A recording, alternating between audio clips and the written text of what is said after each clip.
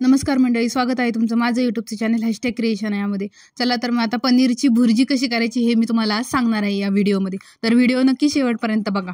तर बघा आता त्यासाठी सगळ्यात आधी मी 2 ते 3 पळ्या याच्यामध्ये तेल टाकून घेतलेलं आहे कढईमध्ये. आणि ते तेल चांगलं गरम करून घ्यायचं आहे आणि त्यानंतर आपण त्याच्यावरती पुढची प्रोसेस करणार आहोत. आता बघा पूर्ण आपलं तेल जे गरम झालेलं आहे ते चेक केलं आणि त्यानंतर मी 1 वाटी बारीक चिरलेला कांदा टाकलेला आहे. कांदा चांगला बारीक चिरून घ्यायचा आहे जेणेकरून आपल्याला ते जाड जाड लागणार नाही भुर्जीसोबत, कारण पनीर आपलं बारीक होणार आहे ना त्यामुळे. तर बघा आता कांदा चांगला मी परतून घेते गोल्डन ब्राऊन होईपर्यंत चांगला.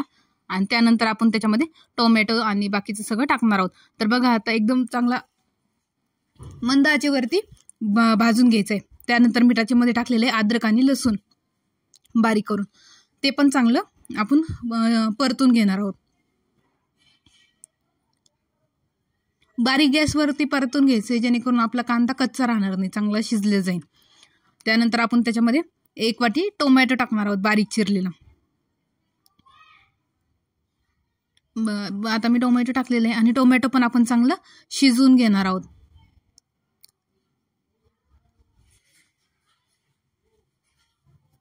चांगलं बारीक गॅसवरती शिजवून घ्यायचंय कारण कच्चं राहायला नाही पाहिजे. कच्चं राहिलं तर आपल्या दाताखाली करकर लागेल त्यासाठी.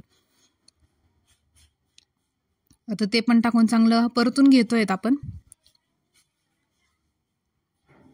चांगलं एक 10 ते 15 मिनिटं चांगलं परतून घ्यायचंय.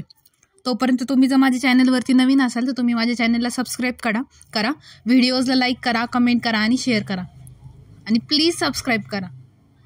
सो बघा आता आपलं टोमॅटो आणि कांदा चांगला सॉफ्ट झालेला आहे, मऊ झालेला आहे चांगला आणि परतून पण झालेलं आहे. बघा आता आपलं कांदा टोमॅटो किती छान परतले गेले आहे. आता त्याच्यामध्ये आपण थोडेफार मसाले टाकून घेऊया. तर त्यासाठी सगळ्यात आधी मी 1 चमचा गरम मसाला टाकलेला आहे, त्याला चांगलं हलवून घेते. चांगलं परतून घ्यायचं आहे गरम मसाला टाकल्यानंतर.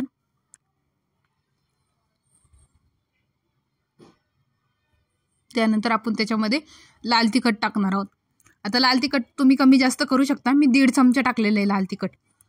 तुम्ही लाल तिखटाचं प्रमाण कमी जास्त तुम्हाला जसं तिखट हवं असेल त्यानुसार तुम्ही कमी जास्त करू शकता.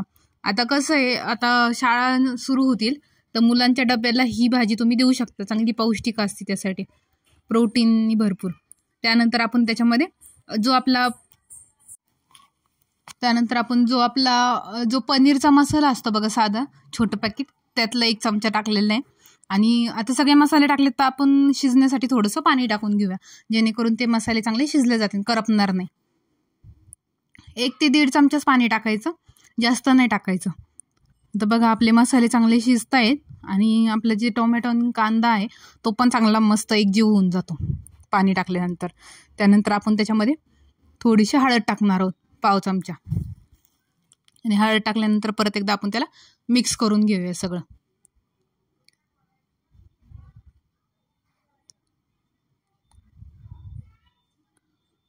चांगलं मिक्स करून घ्यायचं एकदम दाबून जेणेकरून ते एकदम मऊ होऊन जाईल त्यासाठी.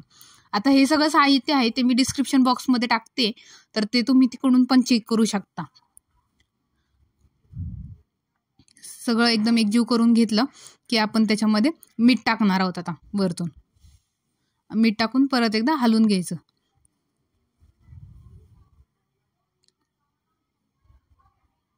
त्यानंतर आपण जे पनीर आहे ते पनीर घेतलेलं आहे मी किसून 1 वाटी, ते पण टाकून घेऊया चांगलं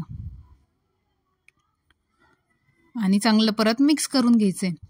आता पनीर टाकल्यानंतर पण काही वेळा पाणी पण टाकलं जातं थोडंफार, म्हणजे जास्त नाही टाकायचं, एकदम किंचितच टाकायचं जर तुम्हाला अशी जरासं ओलसर वगैरे लागत असेल तर बघा आता मी पाणी वगैरे काही टाकलेलं नाही, मस्त पनीर की शिजून घेतले. So thanks for watching, bye bye.